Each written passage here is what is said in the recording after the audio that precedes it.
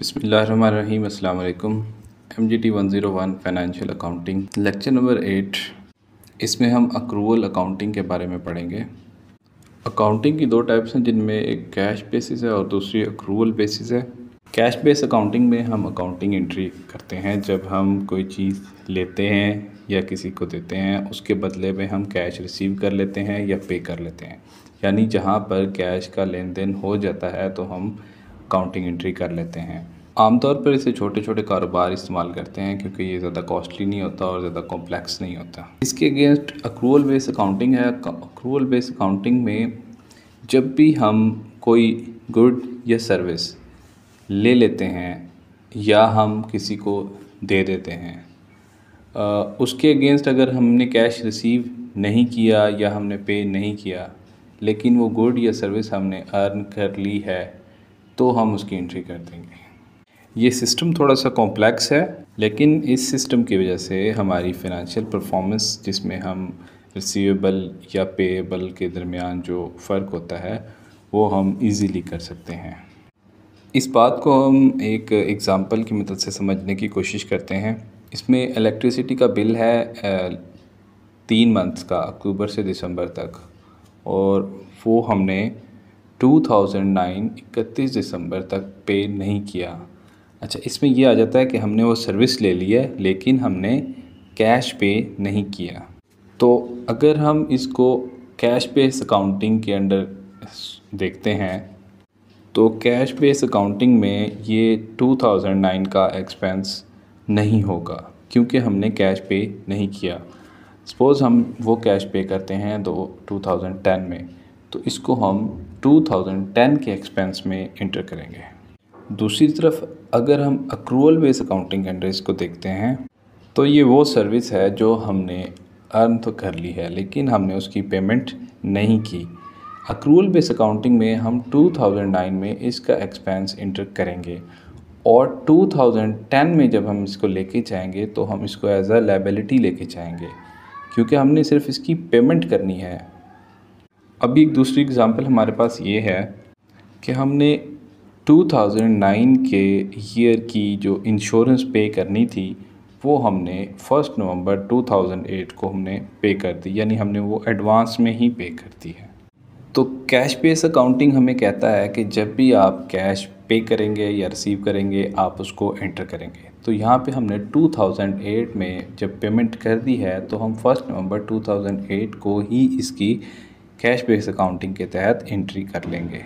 लेकिन जो accrual base accounting है उसमें जो हमने 2008 में पेमेंट की है, इस पेमेंट को हम प्री पेमेंट यानी हमारा एसेट के तौर पे एंटर करेंगे। जब 2009 आएगा तो हम इसे एज एक्सपेंस रिकॉर्ड करेंगे। अक्रूवल कॉन्सेप्ट की वजह से हम किसी भी अकाउंटिंग पीरियड में इनकम और एक्सपेंसेस के दरमियान में डिफरेंस को मेजर करते हैं। अच्छा, अक्रूवल कॉन्सेप्ट जो चीज़ें कवर करता है उनमें 4 चीज़ें हैं।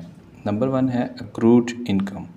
अक्रूड इनकम उसे कहते हैं कि आपने किसी को कोई सर्विस प्रोवाइड कर दी लेकिन उसके अगेंस्ट उसने आपको पेमेंट नहीं की, इसको कहते हैं अक्रूड इनकम। दूसरी टर्म जो यूज़ की गई है वो है अनअर्न्ड इनकम।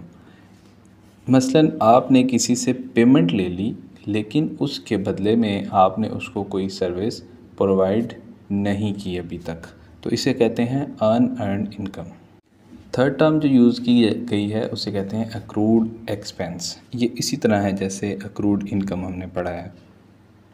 अक्रूड एक्सपेंस में ये है कि आपने कोई सर्विस या प्रोडक्ट रिसीव कर ली है लेकिन उसके बदले में आपने अभी पेमेंट नहीं की। जो फोर्थ टर्म है वो है अनएक्सपायर्ड एक्सपेंस। ये वो एक्सपेंसेस होते हैं जो आप पहले ही पे कर देते हैं, उसके बदले में आपने कोई सर्विस या गुड्स नहीं ली होती, वो अपने बाद में लेनी होती है। इसकी सबसे बेहतरीन मिसाल इंश्योरेंस है। जैसे आई एम श्योर कि अभी आपको अक्रूवल अकाउंटिंग की टर्म्स और इसका एक बेसिक सा कॉन्सेप्ट समझ आ चुका होगा। अभी हम इसका फार्मूला देखते हैं, उसको समझते हैं कि किसी भी ईयर का हमने अगर एक्सपेंसेस को कैलकुलेट करना हो तो उसकी क्या टेक्निक है, क्या फार्मूला यूज़ कर सकते हैं। फर्स्ट फार्मूला में हमारे पास है एक्सपेंसेस पेड इन कैश। ये डायरेक्टली पेमेंट जो हमने कैश की सूरत में की है वो है। उसमें हम ऐड करते हैं क्लोजिंग अक्रूड, मतलब जो अभी हमारे ऊपर ड्यूज़ हैं हम उनको इसमें ऐड कर लेते। फिर उसमें से हम लेस करेंगे क्लोजिंग एडवांस, मतलब जो हमने एडवांस पेमेंट्स की हुई हैं उसको हम, ये हमारा बतौर एसेट है, इसको हम इसमें से माइनस कर देंगे। तो हमारे पास एक्सपेंसेस ऑफ द ईयर आ जाएगा जो हम इनकम स्टेटमेंट में ऐड ऑन करेंगे। दूसरे फार्मूले में ये है कि यहाँ पे ओपनिंग और क्लोजिंग दो वर्ड्स यूज़ हो रहे हैं। तो ओपनिंग का मतलब ये है जो प्रीवियस ईयर से हम लेके आ रहे हैं उसे कहते हैं ओपनिंग, और क्लोजिंग वो होता है जो हम इस साल से अभी आगे अगले नेक्स्ट ईयर में लेके जाएंगे। तो यहाँ सबसे पहले है expenses paid in cash, cash में जो हमने कर दिए हैं डायरेक्टली। उसके बाद आ जाएगा ऐड क्लोजिंग, अभी जो हम हमारे ऊपर लाइबिलिटीज़ हैं उनको हम इसमें ऐड कर देंगे। फिर हम उसमें से माइनस करेंगे, लेस करेंगे ओपनिंग ड्यूज़ अक्योर्ड, यानी जो प्रीवियस ईयर में थी इस साल में हमने वो तो पे कर दी हैं तो हम उसको इसमें से माइनस कर देंगे। दैन फिर हम इसमें से लेस करेंगे क्लोजिंग एडवांस प्री पेमेंट, जो अभी हम नेक्स्ट ईयर में लेके जाएंगे।